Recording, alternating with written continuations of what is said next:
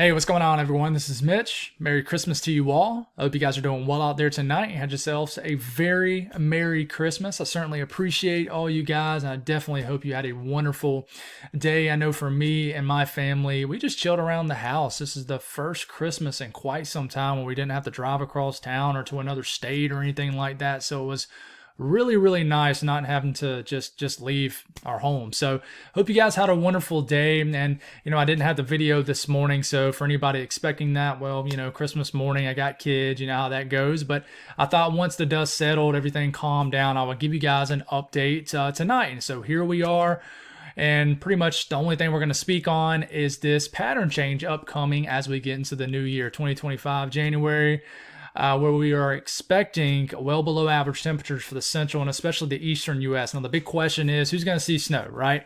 Who's going to see a winter storm risk? We're going to go over all the information that we got, the latest from the Climate Prediction Center, all the model guys. We're going to compare like the Euro ensemble, the GFS ensemble. What is it saying as far as these temperatures compared to average for this next cold shot that we're going to get? How long is it going to last? We're going to talk about any kind of time frame that we're seeing for any kind of winter storm risk, and then we'll nerd out with you guys and draw on the map a little bit and really break down the evolution of this pattern coming up. And then we'll speak a little bit on the MJO2 and what favorable phases are needed for winter weather across certain sections of the country. So if you guys have not subscribed, certainly consider doing that. Like the video if you like it. If anybody has anything that I can pray about or pray over on this Christmas day, please put it in the comments below. I know Christmas can be a tough season for a lot of people. For a lot of people, it's not some wonderful time of the year. For a lot of people, it's a very tough time of the year. So I get it. So, we're thinking of you guys. We're thinking of everybody. And certainly, if you got anything we can pray about, definitely put it in the comments so we can pray over it. But with all that being said, let's get rocking and rolling tonight. If you hear anything in the background, well, I got kids. It's Christmas Day. They're having a good time, and I'm not gonna skip a beat if we hear anything in the background. It's just the way it is with kids on Christmas. I think most of you guys are gonna understand that. But latest from the Climate Prediction Center. It's the 8 to 14 day outlook. This was issued earlier this afternoon. We're starting to see more and more blue creep up on our map. So if you live in this blue area, down here in the southeast, areas of the Midwest, Ohio Valley, Mid-Atlantic, Deep South, this is where you have a chance of below average temperatures between the 8 to 14 day period. That does include up here for a very small section of the northern plains too. Now, what day or time frame is that? Well, that is from January 2nd through the 8th of January. So January 2 through 8. Okay, so that's getting into basically the first week of January. Now, I will show you this outlook once again, this 3 to 4 week outlook that I've been showing you guys nonstop. And this takes us from the 4th of January through the 17th of January. So, that 8 to 14 day outlook is already starting to creep into this 3 to 4 week outlook. So we'll actually get another one of these that will be issued, I believe, Friday. I think it gets issued Friday or maybe next Friday. But I mean, basically, for the heart of winter, the Climate Prediction Center, the National Weather Service, is going for below average temperatures for the heart of winter, which is January for just about everybody in the lower 48. So the confidence level of below average temperatures is pretty high. The confidence level of getting any kind of winter storm really anywhere is everywhere right now. So let's talk about what we're the most confident in. So the first thing we'll show you is the Euro ensemble. And we're going to start all this off with New Year's Eve morning. So the morning of the 31st here, about 6 days from now, okay?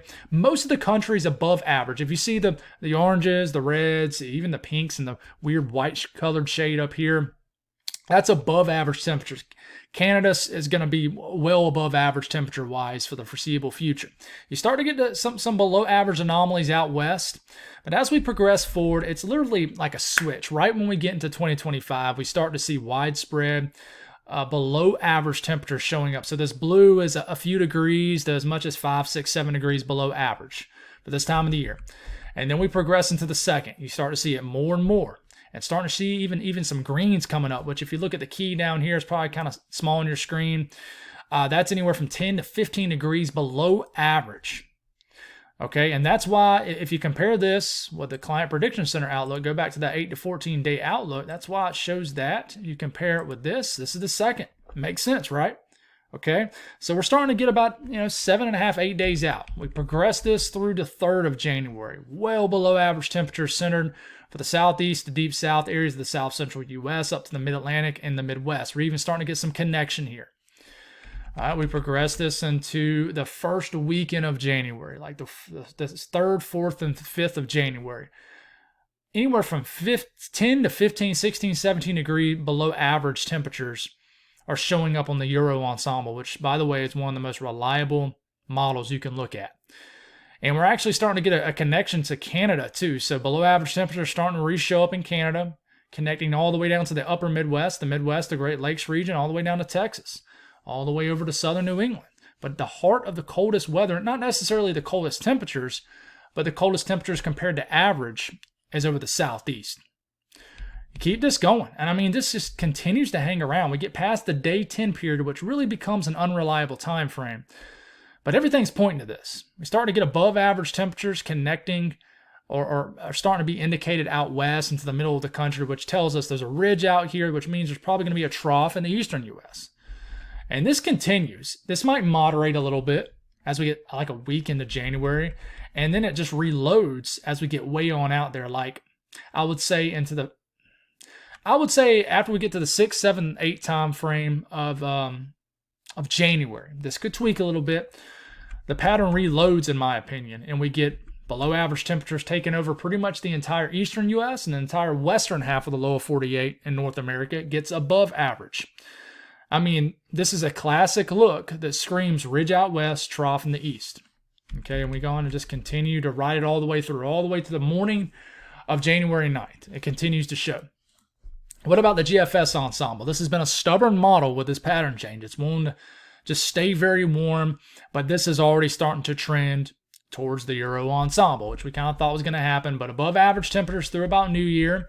And then we start to get into the second. You start to see around average to below average temperatures in the southeast, a little bit of that creeping into the upper Midwest too. And then we start to just the deeper we get into January, the more widespread blue you see on your map. We start to get into the 4th.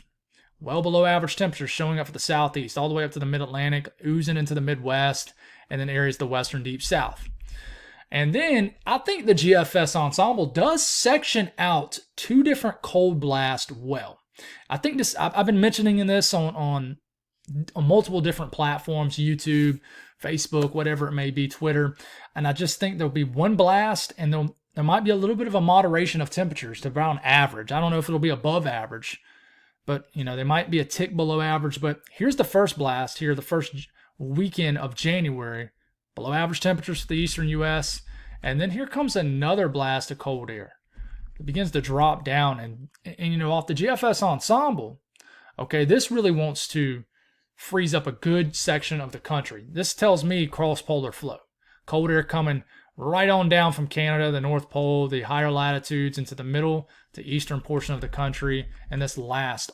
In fact, you go all the way to about the 9th and 10th of January, which is really far out there, I know. But man, it really wants to center 15 to 20 degree below average temperatures across this area in green and greenish white. That is pretty cold, guys. So is this going to be cold and dry? What is it going to be? We're not sure. And I will just show you a run of the latest Euro. I think the Euro matches its ensemble pretty well. Here comes the blast of cold air as we get a few days into January that affects everybody you see in the blue and green. And, that is really cold, by the way. This shade of like purplish white here, guys, that's getting like 18 to 25 degrees below average. In early January, that is frigid, even for the South. And then, maybe it moderates. And then another blast of cold air comes through. So, yeah. So the next thing a lot of people are wondering, well, it can be cold all day long. Are we going to get any kind of storm system out of it? It's a good question. Great question. And we don't know the answer to it. But what we're starting to be able to do now is narrow down time periods. I will say there's a severe weather threat for tomorrow that does have a tornado risk. I'm going to talk about that in the video in the morning and give you guys some very good updates on that. But I do think, and this is why I'm going to start this off for the morning of the 29th, this coming Sunday, I do think we're going to have another severe weather event, maybe 28th, 29th, especially into the 30th. You see this low pressure starting it off, 12Z Sunday, 29 DEC, that's Sunday morning. Low pressure riding over the Tennessee Valley. that could bring severe weather over the deep south. And who knows, as we're starting to get, into the 30th, maybe some severe weather too. But this is just a lot of rain for the eastern U.S. No cold air to be found. A lot of rain as we're getting into the 29th, into the 30th, maybe even finally kind of linking up with a little bit of cold air. Anyways, I don't think this is going to be much of a wintry system. Here comes our system. This is our Pacific system I've been talking about for a while that kind of undercuts the ridge that's up here in Canada. Low pressure riding over the middle of the country to the afternoon of 30th of December. Okay, this could bring a little bit of snow for Nebraska, the Dakotas, and this just kind of cruises across the Midwest, really zonal looking, all the way through the Ohio Valley. Tries to get some cold air that gets caught up with it. 998 low the morning of the 1st, New Year's Day morning. Cold air tries to catch up with this, trying to switch to a little bit of snow in the eastern U.S., but I don't think that's going to be a big wintry system. Could be a big system, not a big wintry system. And then after that, this is when our first push of real chilly Arctic air, cold Arctic air moves in. Probably going to get some lake effect snows going, some northwest flow snows going all the way down to the Smokies of the Alps. Okay, and then look, we're getting all the way into, this is the 2nd of January. We're getting some snow flying around in Kentucky and Southern Alps. Not a big deal. As we progress forward, okay, we're getting about 9-10 days out.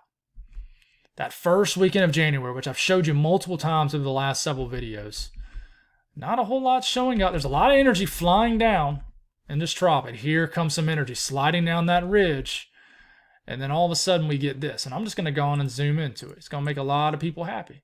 You might as well look at it. It's Christmas, right? Here it comes. Some energy begins to enter the Midwest, and look at the snow.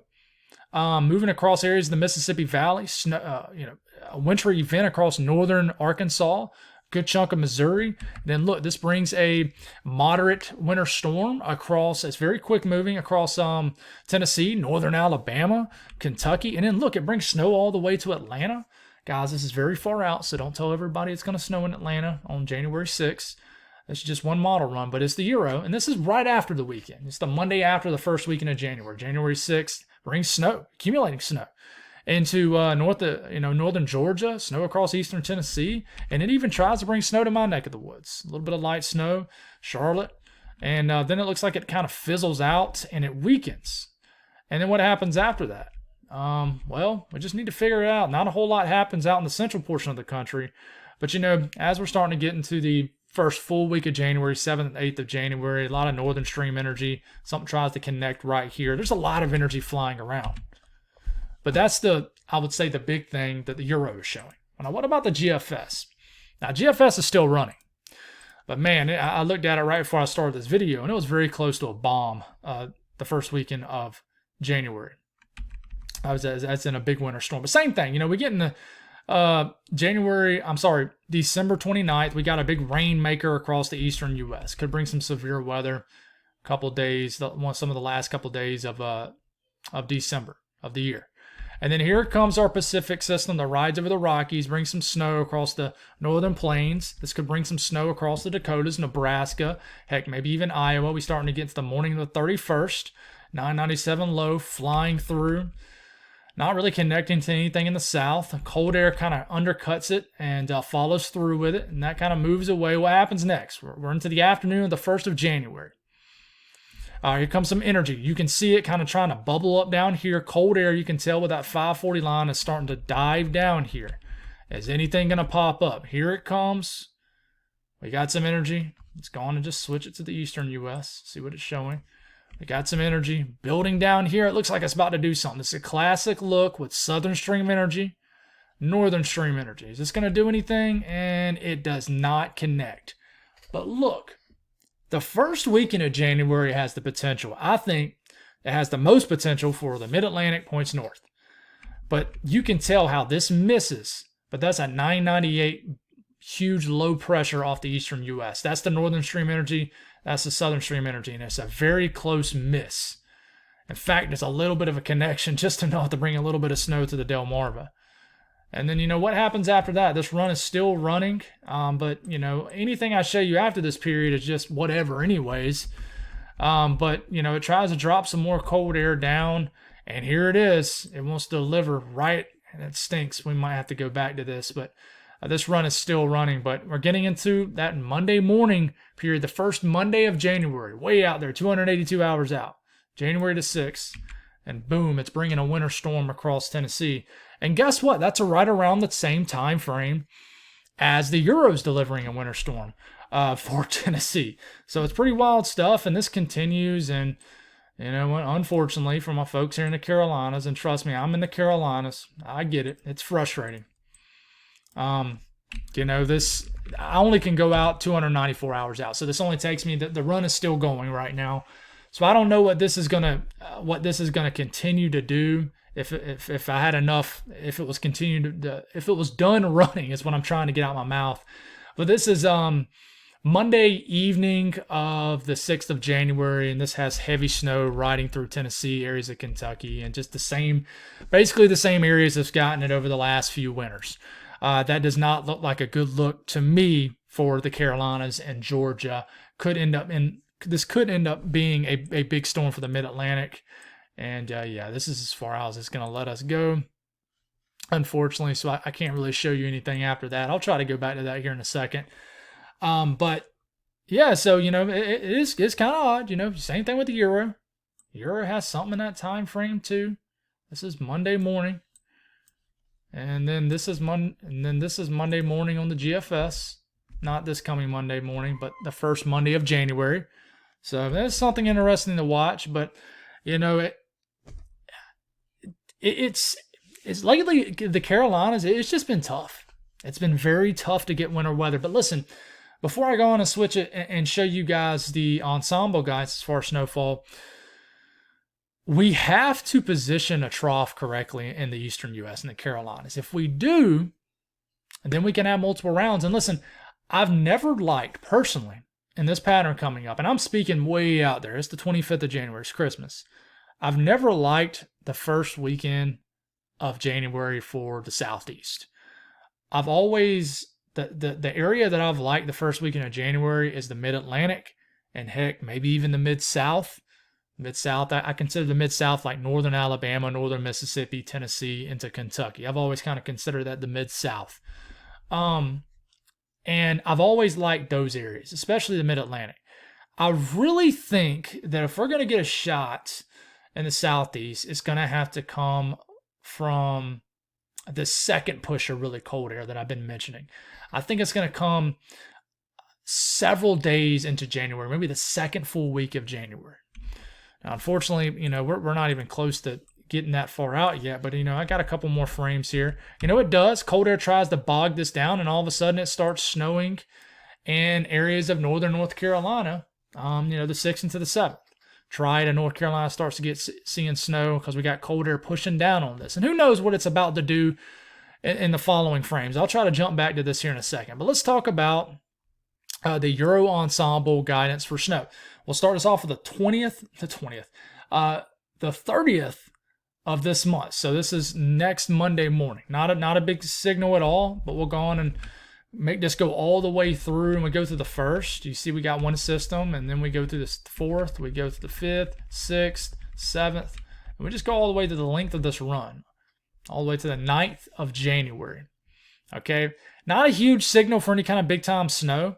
And honestly, guys, I don't think that this pattern coming up favors a big snow over the central U.S., but that could change. I think the Rockies are going to get theirs with the Pacific energy riding through. I don't think this area, I don't know. The pattern just doesn't scream big winter storm for this area. Now, we look at the GFS ensemble from earlier this afternoon. Same thing, you know, get to the 1st, 2nd. There's a little signal for snow right there. Okay, we start to get all the way 10 days out, 4th, 5th, 6th, 7th, 8th, 9th, and go all the way to the morning of the 10th. It's a little bit more bullish on the GFS ensemble, and a little bit further south too, but the GFS ensemble normally is. And then we look at the Euro ensemble for the eastern U.S. And we get into the 2nd, we get into the 3rd. Okay, it starts to fill in some gaps up there in the northeast of Great Lakes region, typical areas, right? Starting to see snowfall increase for the southern Alps. And then we take it all the way to the 6th. You can see it's beginning to drop some now. And then watch this. This is what I'm talking about, right? This takes us all the way through the morning of the 7th, which includes that first time period I'm watching. But watch as we get a few more days into January. And watch how this kind of increases down here. See how it kind of jumps and sags southward right there?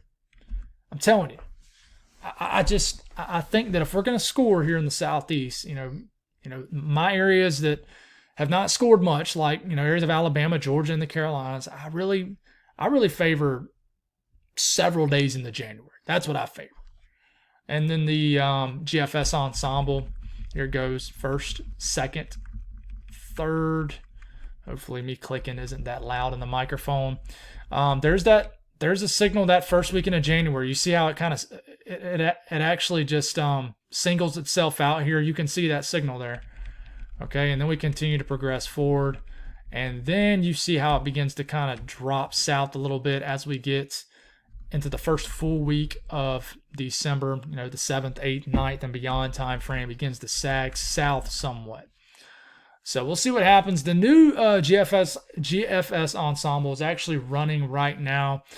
And let's go back and see if we have any more of this run that we can look at here. Oh, wow. Look at that. See? That's why I like to go back. So, very interesting. And hopefully the people are tuning into the entire video, because this will be definitely probably outside of the regular timestamp. But we'll have to keep jumping through this. I'm just going to take our time through this video. But this is interesting. See what happens here. And basically what I can see happen here, you got a piece of energy, and then it taps into some southern stream energy down here. Gulf low tries to form, and cold air tries to catch up with this. And this is actually a rain switch into snow event. And this looks like it's going to proceed to be a bomb for central and eastern North Carolina as far as snowfall. But look, I mean, it's even trying to switch to some snow for my areas further southeast too. So this is interesting.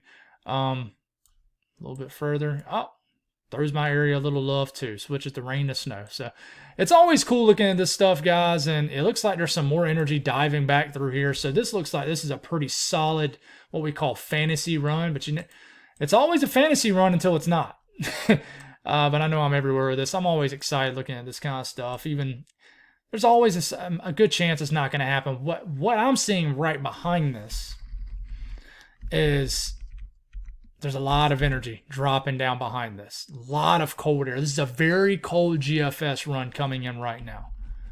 Okay, so I'm actually going to have to timestamp this portion of the video and make it separate than the other one, because this is definitely always cool to see. Sometimes I wish I can go live with you guys and look at this as they come in. But this is one heck of a run developing. And listen, I've kept saying this over and over again. We obviously talk on what we're the most confident in first. But then as we work closer to this frame, other things emerge that we begin to get a little bit more confident in, which is a winter storm signal. So you just got to watch that first weekend in January and after, really after, I'm telling you. But let's see if we got one more little frame in. And wow, develops backside energy.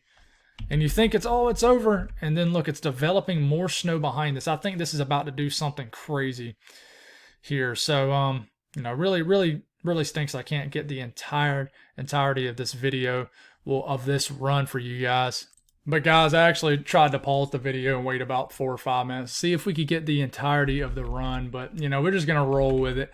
I don't want to wait too long. But listen, you know, this is an interesting run. I don't think I've ever kind of stopped in the video and stalled and kind of waited for a run to progress through like I've done in this video. But it is interesting to me. But anyways, you know, heavy snow through Tennessee, and then, you know, you get a big event in the Carolinas, and then you get backside energy that begins to develop, and all of a sudden you get this heavier band of snow that begins to develop all the way back to Georgia through South Carolina. And what's interesting to me is we're going to see what this run continues to do, but you got energy diving down right here too. So we're probably going to miss that portion of the video, but this is a probably one of the best runs we've seen so far. And this is really close to being something huge for the rest of the East Coast too. So interesting stuff.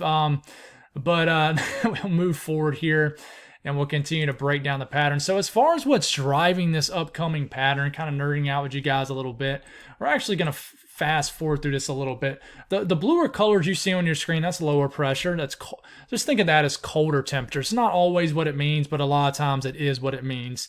The warmer colors you see on your screen, like the yellows, the oranges, the reds, even this almost shade of pink right here, that's warmer conditions. That's a ridge of high pressure. So what's going on here is we'll start this off with the morning of the 31st upcoming. We got a lot of energy sliding down here. It's kind of our first push of cold air diving down under this ridge. It's sliding down under this ridge. And then what happens here is we get this intense blocking up here in Canada that begins to kind of lock in the cold air down here, and it kind of clogs energy up down here too. So what's going on at this point, I'm going to proceed to go a little bit further all the way until about the morning of the 3rd.